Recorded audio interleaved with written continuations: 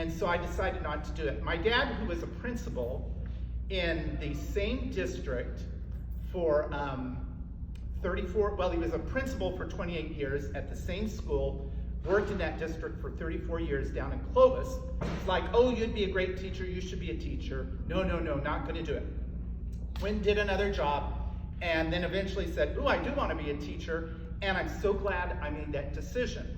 So I really do think I've been the luckiest guy you know, for so many different reasons. Among them is this list right here. So this is my quick way of honoring these people in as best a way as I can. So the first list is all of my bosses in education from the very beginning with Pete Reyes, who was my first principal, and all the way down to, there you are, Lori Gordy, my last one. And here's the amazing thing. They're all, as of just a couple of days ago, still alive. Which puts a lot of pressure on me to say thank you to a lot of people in the near future. Here's the truth of the matter. I've never had a bad boss in education. I only had good principals. I really did. And I only had very kind bosses here at the County Office of Ed. And I'm trying to be fast, so I wrote these things down. Incidentally, they're all alive. So if you wanted to live a long time, apparently you needed to be my boss. For those of you who didn't, too late. Maybe. Okay. I do want to give a special thank you to Leslie McPeak. Frank? Yes. Your wife Heather isn't on the list. I think you can. She's coming up. I think She's coming up in another category. She picked my shirt today. Need I say more? I really have never had an unkind boss. It has just been one good boss after another. And but I do want to thank Leslie McPeak. Lynn McPeak saw me do a little presentation. Nobody would do it. At Stroud Elementary, Catherine Eckel was my principal.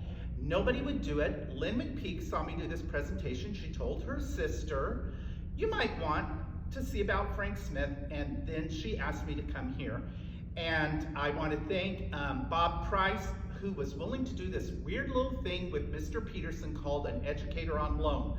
The machinations those poor men had to go through to make that happen, I can't even imagine. But they did, and here I was, and then 2 years later I became a full-time employee. I was so lucky. See what I say? Luckiest guy ever. And really, you read down that list. Connie Tate, oh my goodness. Deborah Boggs, the list just goes on and on. They have all been kind to me. And look, I'm keenly aware of the fact that, people are so commonly saying on the spectrum, in my own way. And they have all just been great. Christine, obviously, here, and Lisa and Rick. I've just been so fortunate. Now, the next group is, I do want to thank former superintendents. So, and current. So this would be Mr. Peterson, Mr. Chagnon, who one kid one time asked me, he said that Tom had been into something, he said, that Mr., I said, and I was going to give him the name, and he said, Mr. Changenon. And I just said something like that. And of course, Scott, who have always been super flexible about my position here, probably not to say any more than I couldn't have done anything I've done beyond here, which has been wonderful, had they not been such supportive and flexible people. You're probably like going, will he ever shut up? But I'll never forgive myself if I don't say these thank yous. Now, the assistants. Okay, it started with poor Astrid. And at the other end, I think all your assistants are still alive too. I think you're right, and that's probably a greater achievement than the bosses.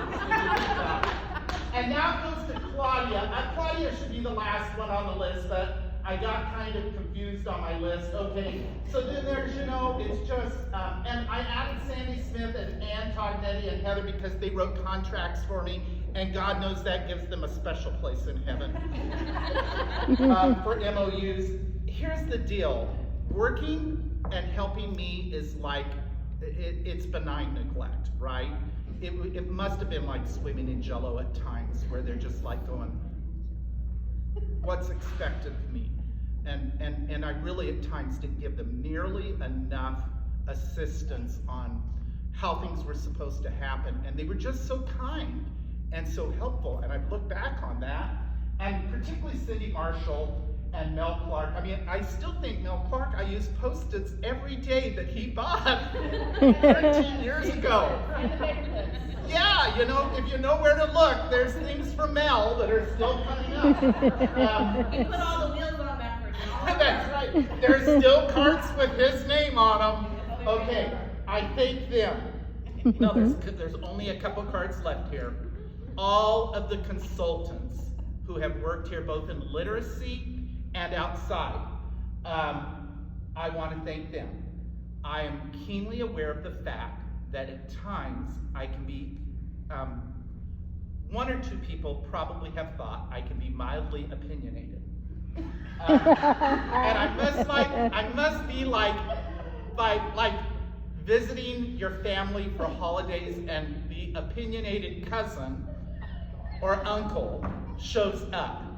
And it must be tough at times, but they have always been unfailingly generous with their patience with me. And I just think for that group, and again, all the way from, and they're not on this list up here, but originally it was Kristen Wing Dome, who a couple of you would still know Kristen, who worked with us, and all the way, of course, to Chris Eddings, who is the last one who just came in. They have all endured my opinions on subjects related to education and thoughts about what we should do or not do, and it's just been great.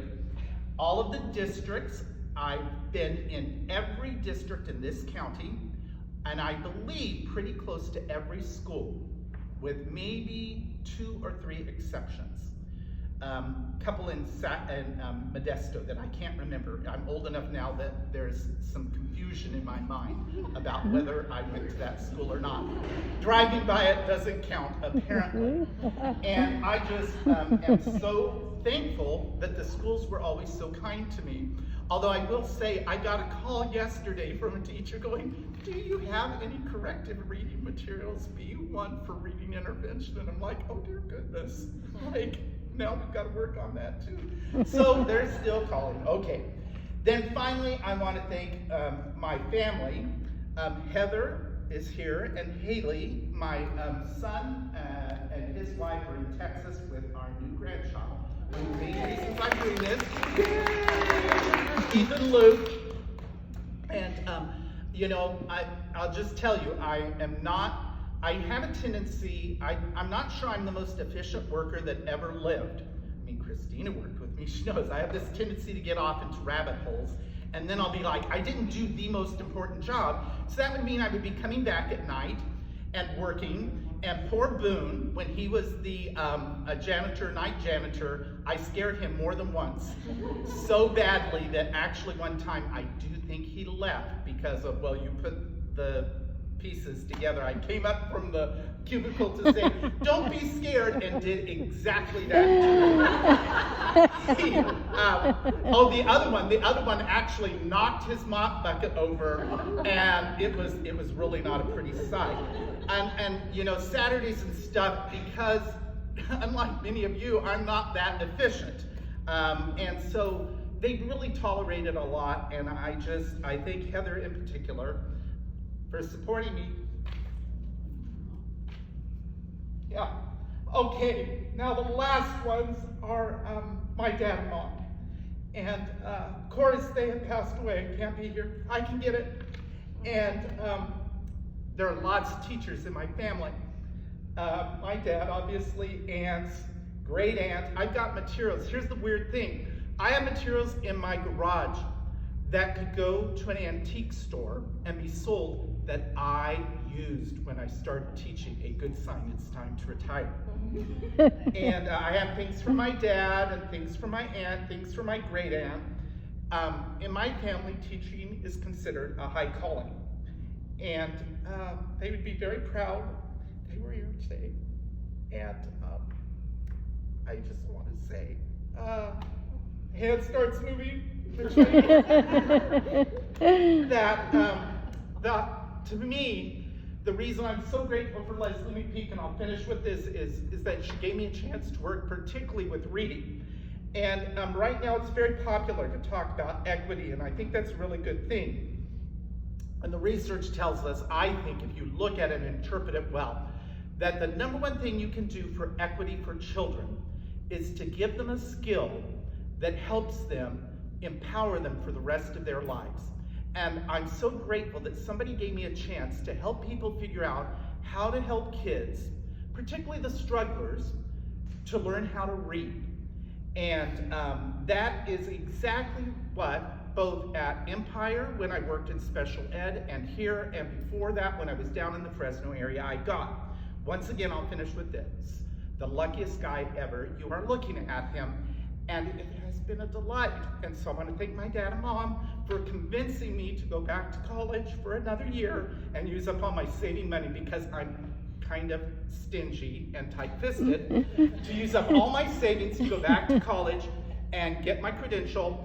My life would not be 1/10 as happy as it has been if I had not done that and worked with you guys. Thank you so much.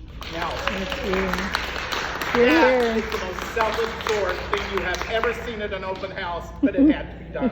So now, let's talk amongst yourselves. Okay, there we go. Farewell, Frank. Farewell. Oh, please talk to yourselves or not.